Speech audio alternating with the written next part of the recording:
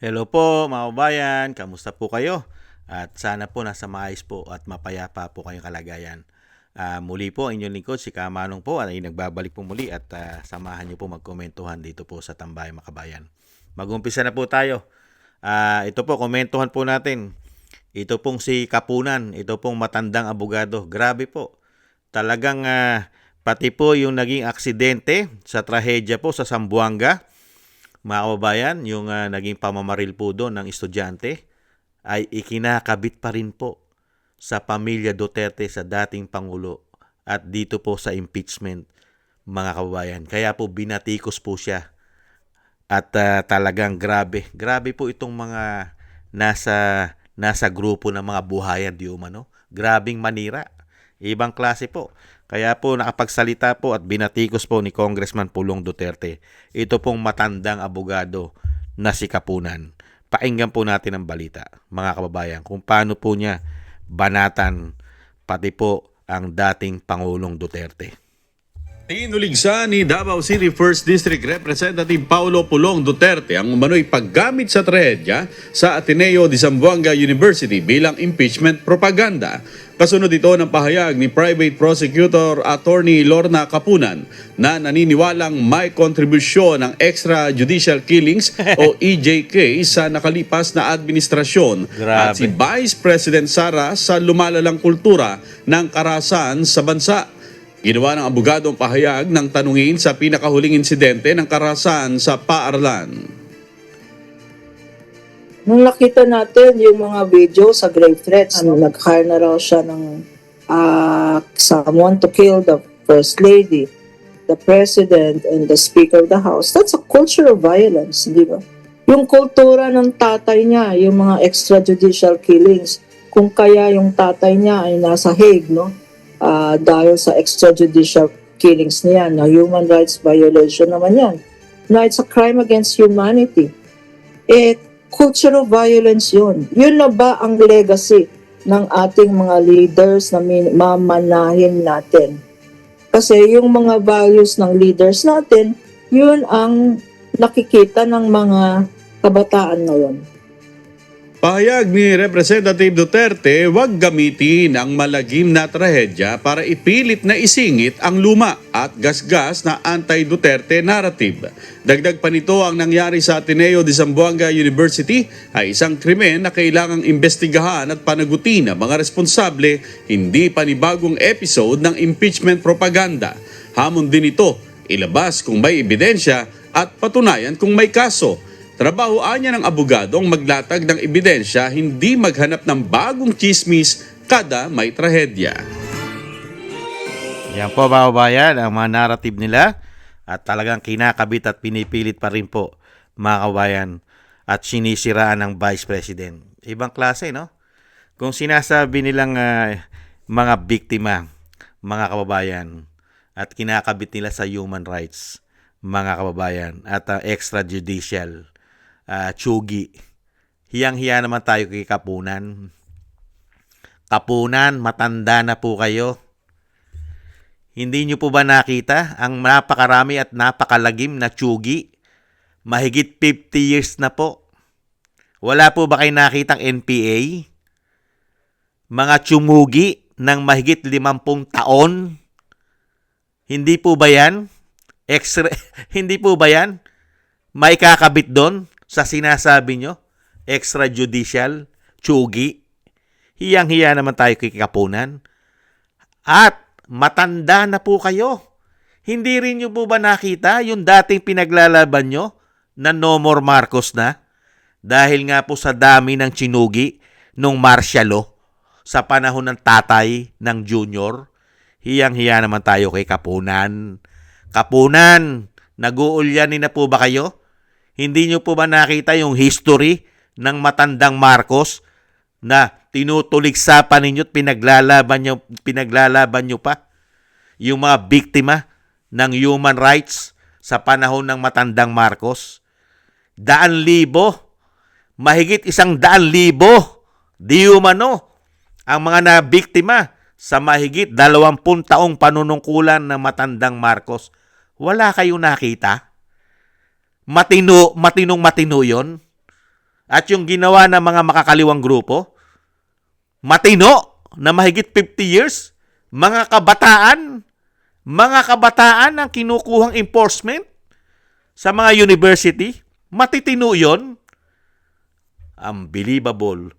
Abogado po ito, mga kababayan, na one-sided dahil po sa pakinabang di umano.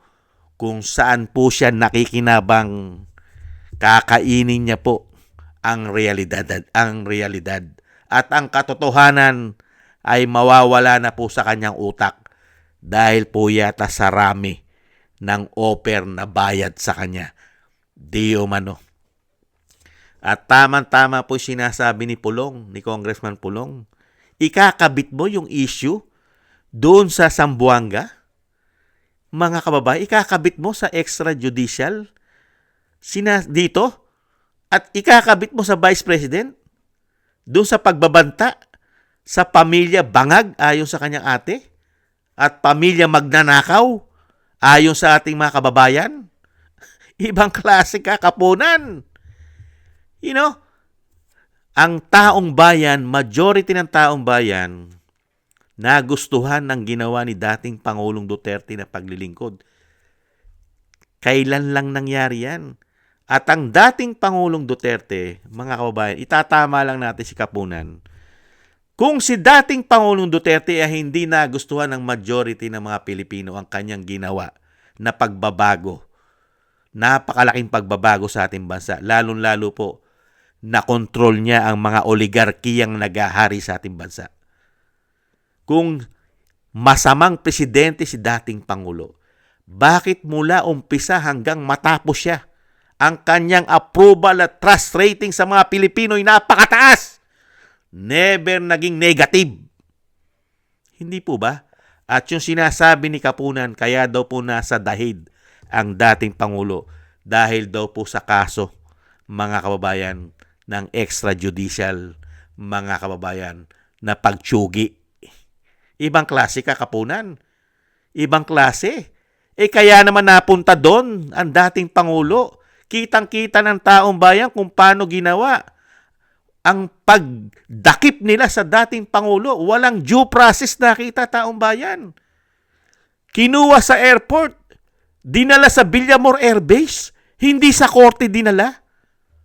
At hindi na pinalabas ng Villamor Air Base, dinala na ng Dahig. Abogado ka. Isa kang abogado, matandang abogado ka na. Ganun po ba ang due process? At ang ICC may sariling sinusunod na Rome of Statutes? Ganun po ba ang Rome of Statutes nila?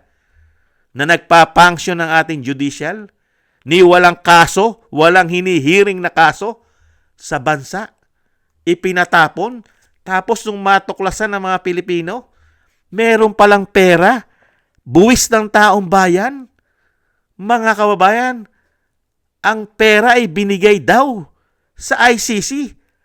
Ang paunang bayad yata na panggastos, allowance, $2 million ayon sa mga ex-marine at ayon kay Saldico. Imposible. Hiyang-hiya naman tayo kay Kapunan. Talagang ibang klase kayo. Gustong-gusto nyo lang ma-impeach ang Vice President. Kasi nga, mga kababayan, gusto nilang makabalik sa kapangyarihan. Kaya nga po ang mga pink liberal, dilaw, mga kainsuka na, di umano, pati po ang mga nasa grupo ng mga makakaliwa na galit sa pamilya Marcos, mga kainsuka na rin, di umano. Hindi po ba? Yan po, mga kababayan, ang matandang Kapunan. Ibang klase po. Pati po ang naging trahedya po sa Zamboanga ay ikinakabit pa rin po sa mga Duterte at sa Vice President. Ibang klase tong matanda na ito. Unbelievable. Ang history po ng ating bansa sa panahon ni dating Pangulong Duterte, majority ng mga Pilipino ay gustong-gusto ang kanyang ginawang pagpapatakbo at pagpapalakad sa ating bansa. Dahil nakakita ang mga Pilipino, majority, na merong presidente na may tapang malasakit sa bansa. at sa mga Pilipino at sa mga OFW na mga bayani. Hindi po ba? At hindi po ang paglilingkod ni dating Pangulo ay puro ganito po ang issue, puro pagnanakaw at politika. Hindi po ba Kapunan? Kaya nga po itong si Kapunan, matanda na. Maiksi na ang buhay natin. Pero yan lang pala ang iiwanan mong legasiya, Kapunan. Ang mga sinasamahan mo, unbelievable. Ibang klase ang sinasamahan mo. Mahilig sa tubig baha, mga kababayan. At wala pong kabusugan pagdating sa pera ng taong bayan. Hindi kaya. Maraming salamat po, Congressman Pulong. Tama-tama po yung ginawa niyo pong pagbatikos at pagbanat sa matandang Kapunan, mga kababayan. Nonsense. Makapanira lang, mga kababayan, dahil po sa lalaki, sa sobrang laki yata ng maleta na naisuhol o naibayad sa kanila na galing pa sa buwis ng taong bayan. Hindi kaya? Muli po mga kababayan, isama po natin sa ating mga dasal na maingatan po ang pamilya Duterte, ang dating Pangulo, ang Vice President at ang 10 po ng kanilang sambahanan. Isama po natin ang maingatan po na mailayo po sa kapahamakan dahil alam naman po natin napakarami po na nagpapabagsak sa kanila. Pati abogado, pati abogada, di umano. At ingat-ingat po kayo mga kabayan. At thank you po sa nakagusto po ng Tambayan mga kabayan sa YouTube at TikTok. At ganun din po sa inyo po mga nagko-comment, like, share, and subscribe. At patuloy po nagsusubscribe. At maraming salamat din po sa lahat po at sa inyo pong mga nagbibigay po ng tulong at biyaya. Shoutout po sa inyo lahat. Thank you po. At ingat-ingat po kayo sa inyo pong mga paggawa. At tiis-tiis lang po tayo mga kabayan at samahan po natin ang maraming dasal at panalangin. Thank you po. God bless po sa inyo lahat. Muli po, paalam. Bye-bye.